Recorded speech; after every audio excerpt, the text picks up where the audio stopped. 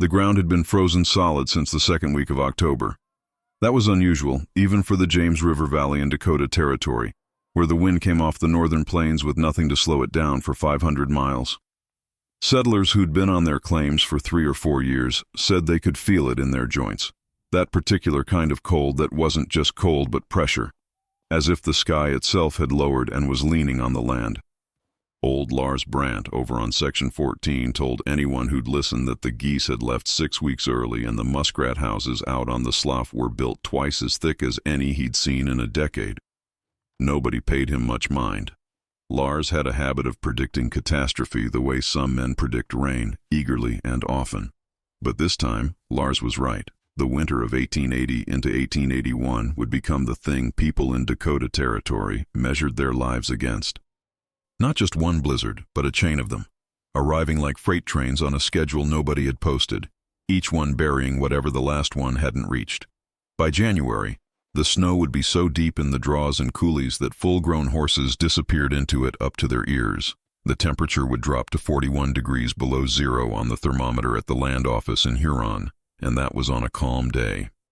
On a windy day, the concept of temperature ceased to have much meaning because the air itself became a weapon. 11 families in a 12-mile radius of Marta Kjellberg's claim would lose children that winter.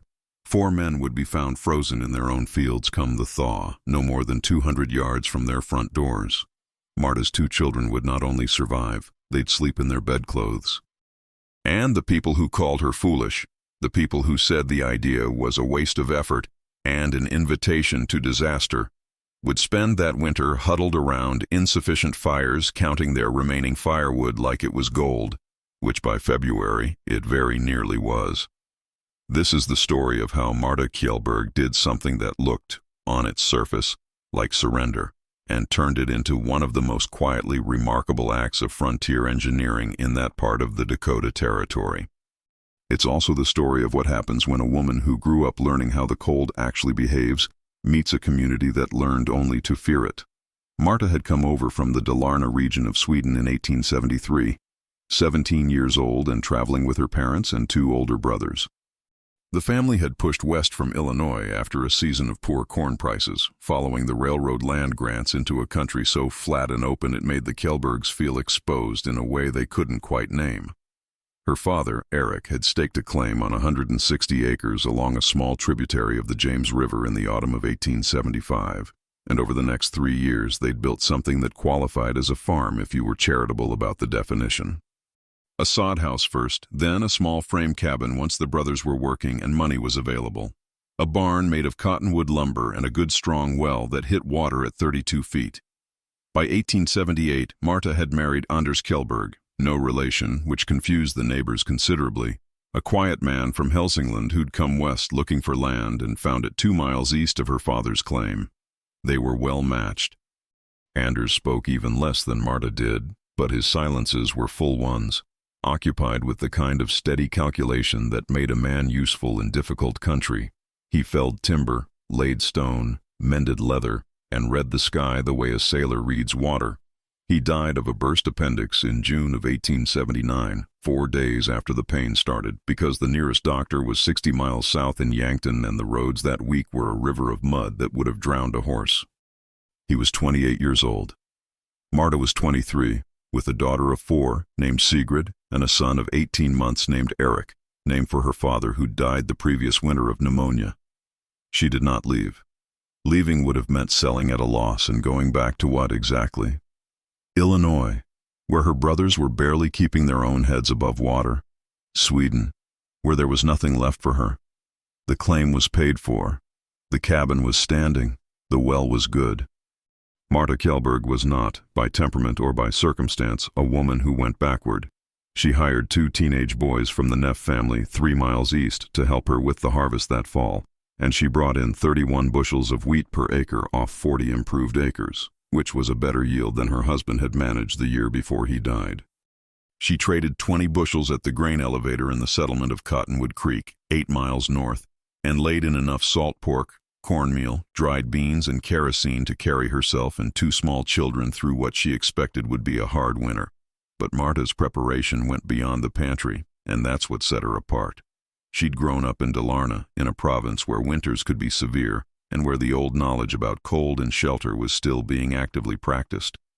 Her grandmother had told her stories about the farmers in the mountain valleys who packed snow against the sides of their wooden houses in the deep of winter, creating a layer of insulation that the wind couldn't penetrate.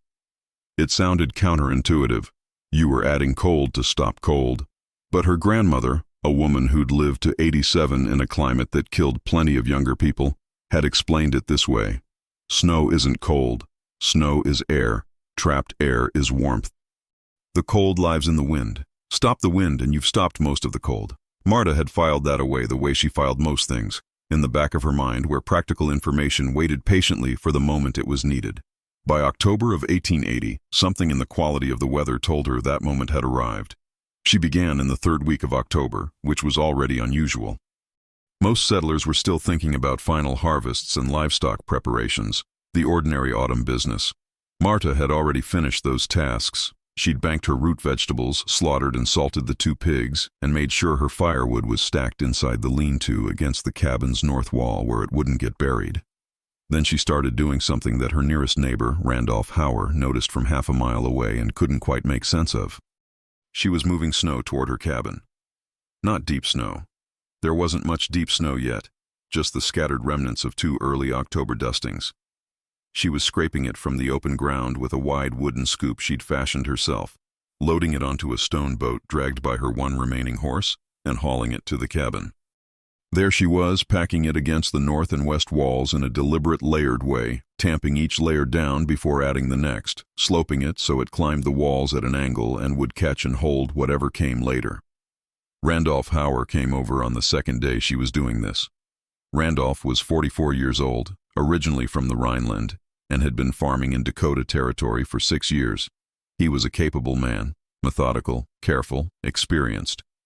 He'd survived 1 genuine catastrophic winter, the blizzard of January 1875, by the narrowest of margins, and that experience had given him strong opinions about winter preparation. Strong, specific, and largely correct opinions. He was not a man given to mocking others, but he was a man given to directness. "Marta," he said, standing at the edge of her yard with his coat already buttoned to the throat, watching her tamp snow against the cabin's siding. "What are you doing?" she told him. He was quiet for a moment.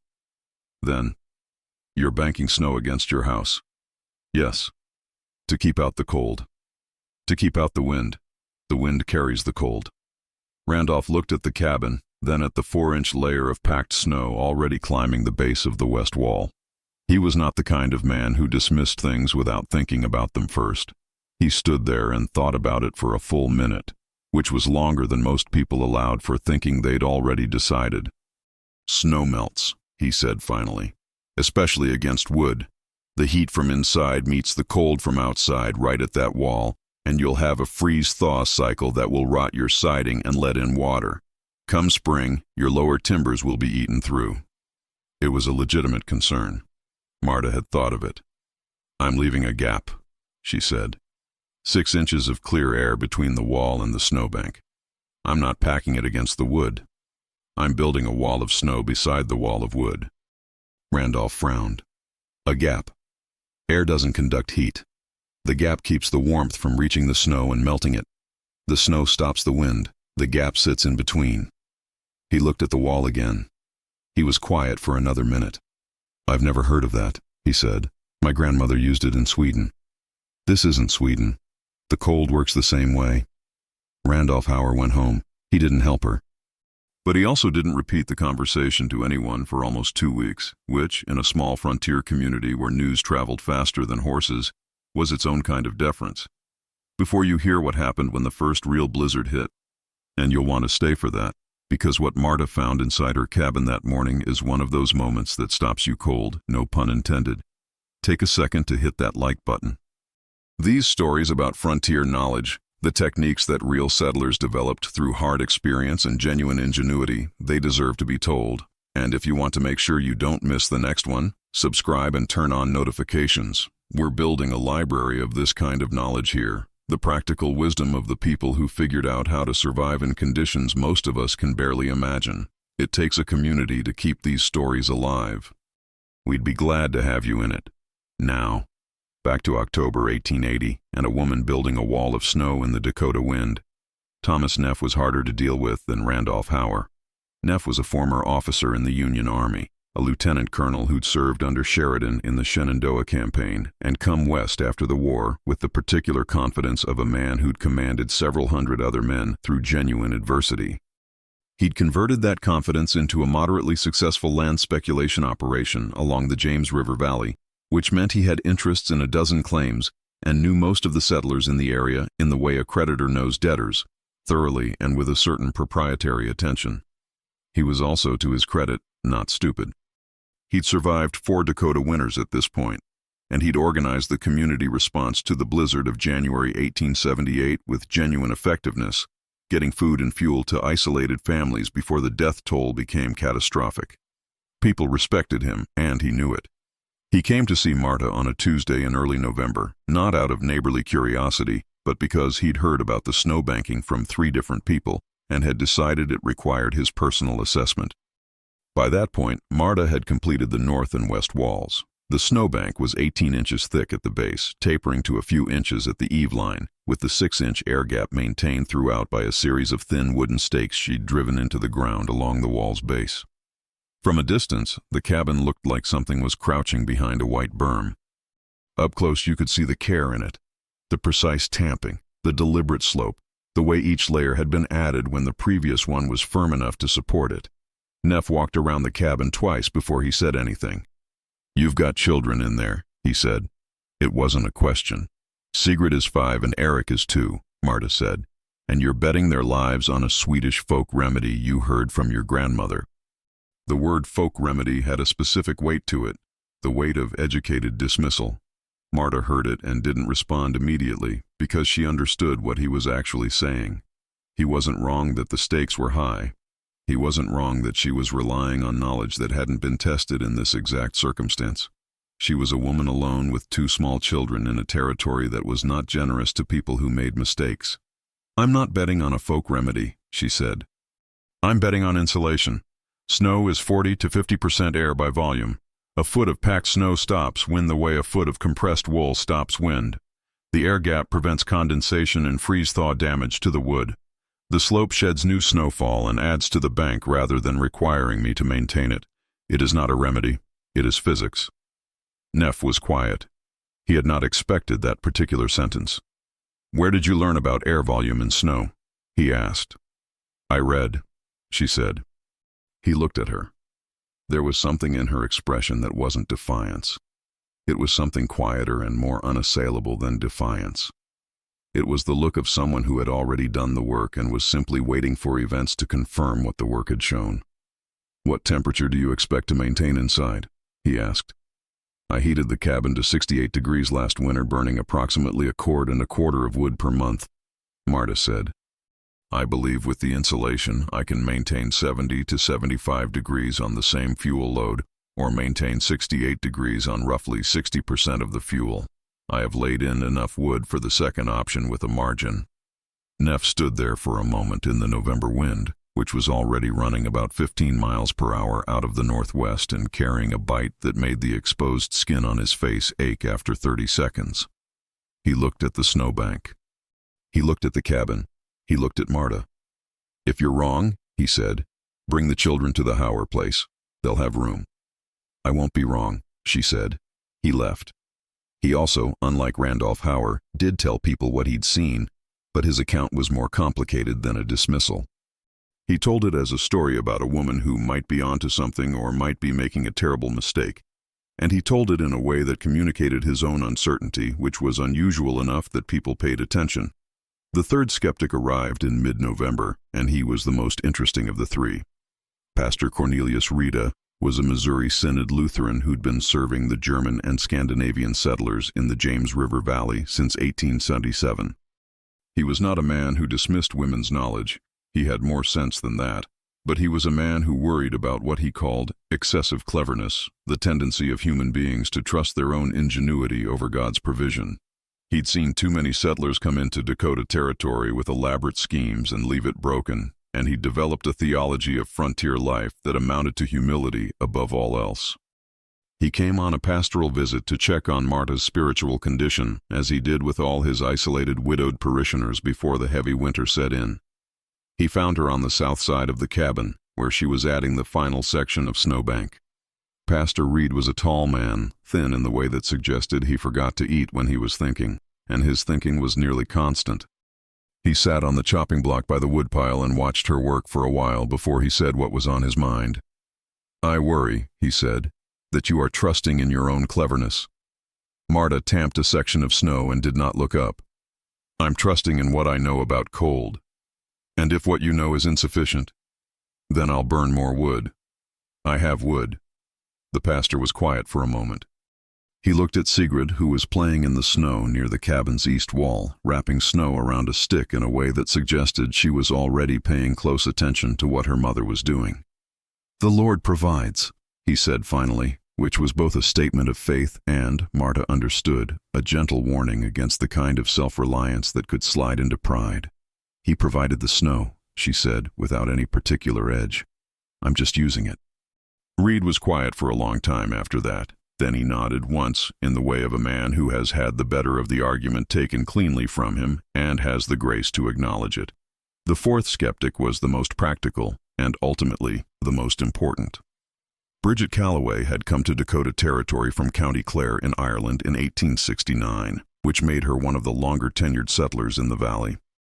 She'd buried a husband and 2 children in that time, survived a prairie fire that took her first house to the ground, and built a second house that was, by general agreement, the sturdiest structure within 8 miles. She was 41 years old, broad-shouldered, and possessed of the kind of settled confidence that comes from having already survived the thing you were afraid of. She was not a woman who offered opinions freely. When she finally came to see Marta's snowbanks in late November, she didn't say much for the first 10 minutes.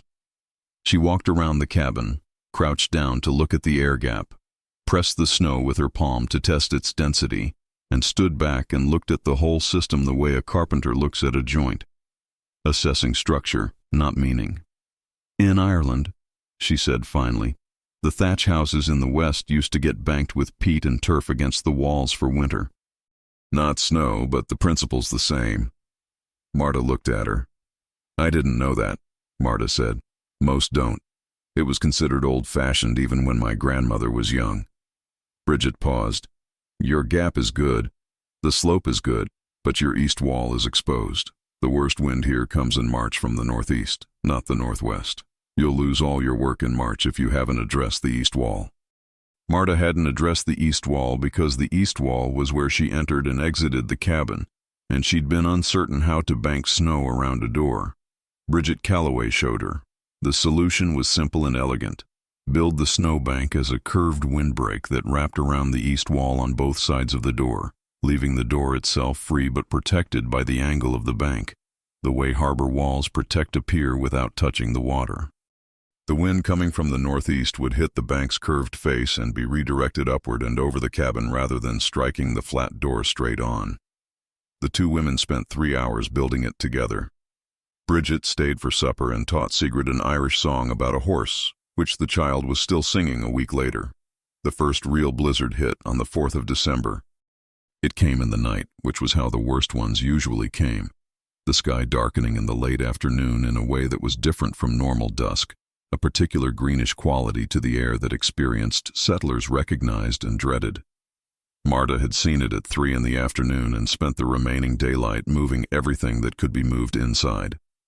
The horse went into the small barn, which she'd also half-banked with snow, though less thoroughly.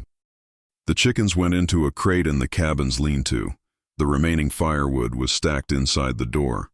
She lit the stove at 4 o'clock, and by 6 o'clock the cabin was at 68 degrees. The blizzard hit at 9. If you've never been in a true Dakota blizzard, the sound is something you carry for the rest of your life.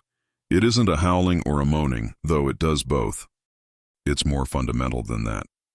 It's the sound of the air itself being reorganized, the friction of billions of ice crystals moving at 40 miles per hour, hitting every surface they encounter.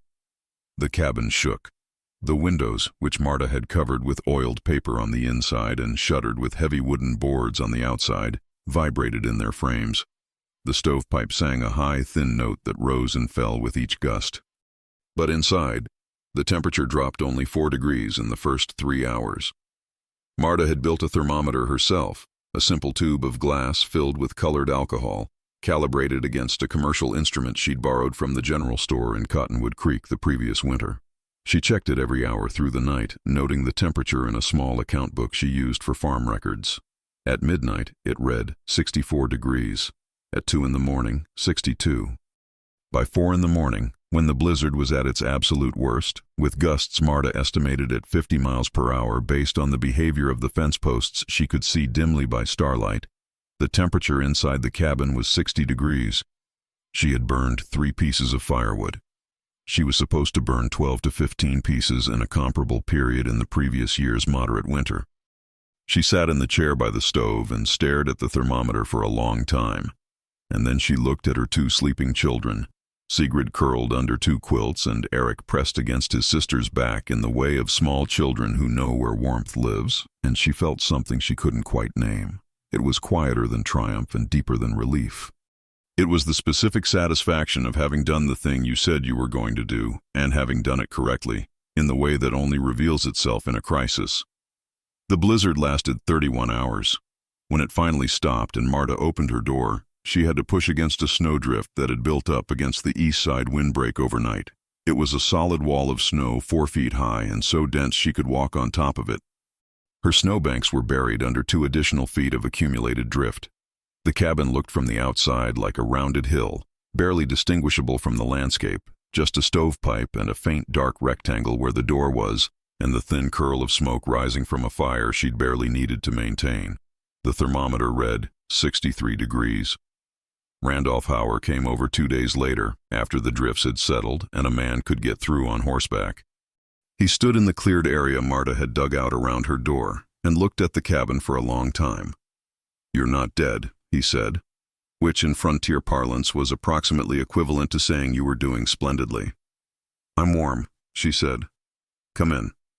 He checked the thermometer. He sat by the stove. He asked how much wood she'd burned. When she told him, less than a full cord for the first month of serious cold against the cord and a half she'd burned in October of the previous year's milder winter, he was quiet in a different way than usual, a calculating way. "I've got 8 cords laid in," he said. "I figured that was 2 months of hard cold. With insulation, it might be 4, Marta said. He went home and that evening began moving snow against his own cabin walls. But between Randolph Hauer's conversion and the catastrophe that was coming, there was a complication that changed everything. If you're watching this and you're the kind of person who thinks that frontier history is just quaint old stories, dusty and distant and not quite real, I want you to stay with us here for a moment, because what happened next is not quaint and it's not distant. It's the part of the story that reminds you that every technique in this video was invented by a real person in a genuine emergency, with real lives in the balance. Stick with us, and if you haven't subscribed yet, this is a good moment. We cover stories like this one, practical wisdom born out of necessity, every single week. This community is growing, and we'd like you to be part of it. Now, early January 1881. The hard winter, as it came to be known, had been building since November in the way that truly severe winters build. Not with one dramatic event, but with a relentless accumulation of smaller miseries that exhausted people before the real test arrived. By the first week of January, there had been 7 distinct blizzards. The temperature had not risen above 15 degrees in 3 weeks, and the snow on the flat ground between claims was averaging 4 feet in depth with drifts twice that in the draws. Randolph Hauer had his snowbank up. Pastor Rita had added a modest insulating wall to the parsonage, enough to reduce his fuel consumption by perhaps a third. Thomas Neff had not banked his own house, but he'd organized a fuel distribution effort that had moved 2 wagon loads of coal from Cottonwood Creek to the most isolated families before the roads closed entirely. Bridget Calloway's house, between her own banked walls and her masonry fireplace and 30 years of accumulated common sense, was doing fine. What wasn't doing fine was the Sorenson family on the claim 3/4 of a mile west of Marta's. Ola Sorenson was 26 years old, newly arrived in Dakota Territory the previous spring. and had built a house that was, by the standards of experienced settlers, inadequate for winter. It was a single-wall frame structure with thin siding, a roof that leaked wind, and a stove that was too small for the volume of space it was supposed to heat. Ole had figured a hard winter would mean burning a lot of wood, and he'd laid in what he thought was enough. He'd been wrong by a factor that was becoming clear in early January. His wife, Astrid, was 23 and 8 months pregnant with their first child. On the 8th of January, Ole came through the snow to Marta's door at 7 in the morning, stumbling from exhaustion and cold, and told her that the temperature inside his cabin had dropped to 38 degrees overnight, and that Astrid had a fever of 102 and had been having the kind of pains that suggested the baby was coming, a month early. He had half a cord of wood left. Marta didn't pause or deliberate.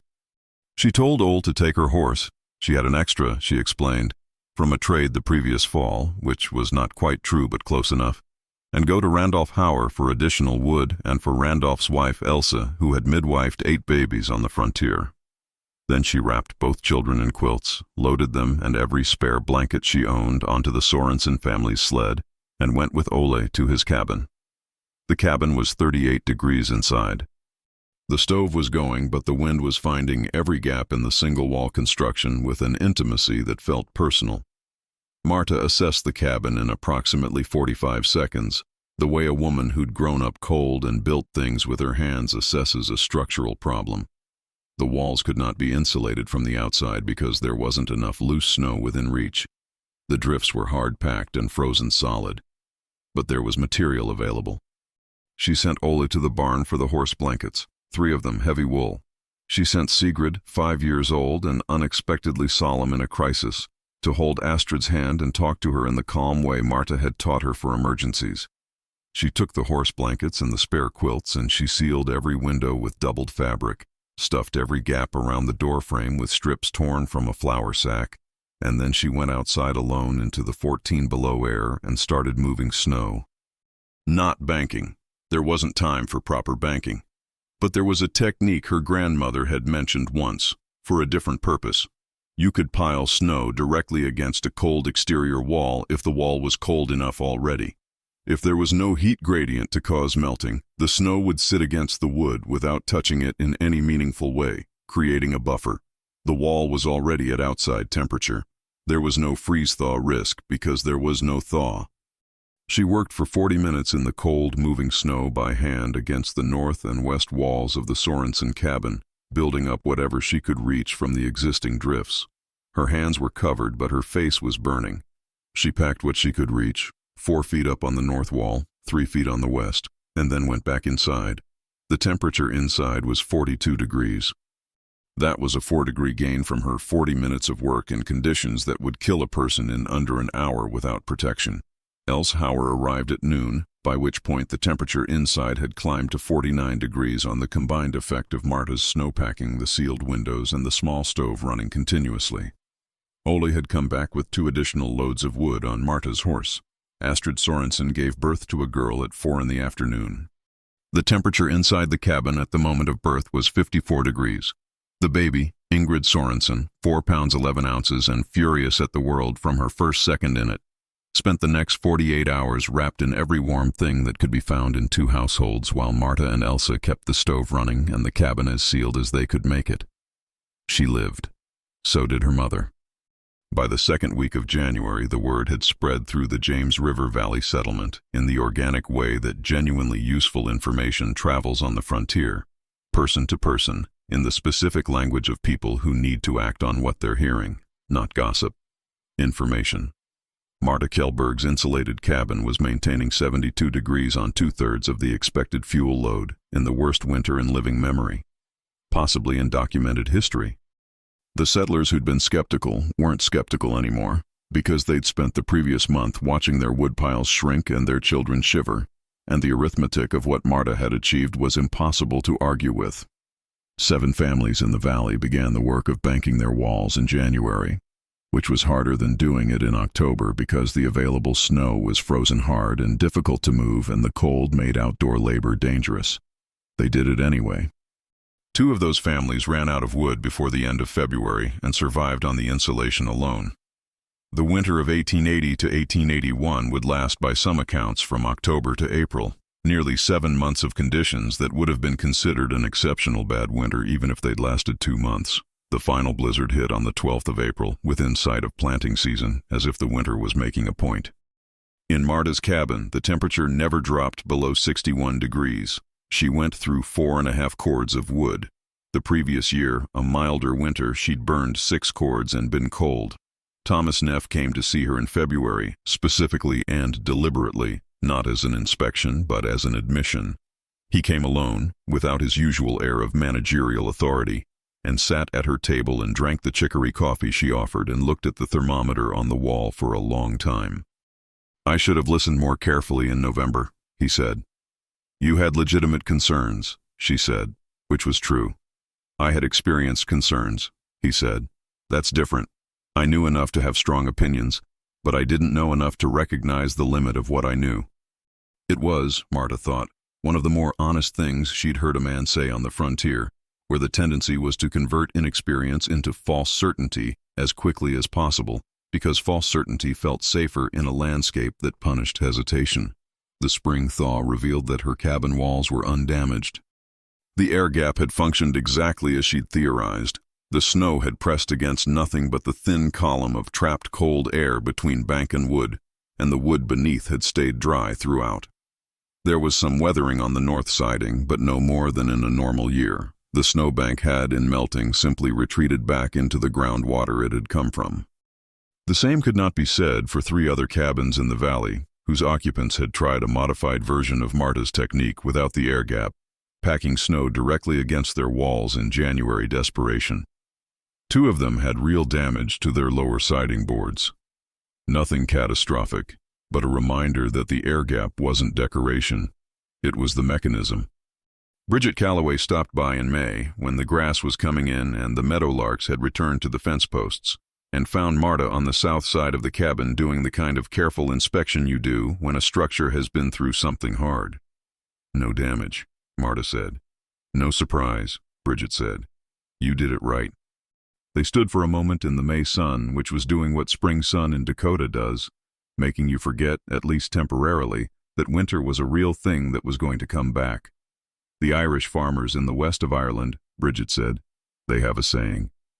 I don't know the Irish of it, but in English it goes something like, 'The cold is strong, but it is also honest. Learn its rules, and it will leave you alone.'" Marta looked out over the flat country, which was showing its best face right now, green and alive and enormous. "My grandmother used to say something similar," she said.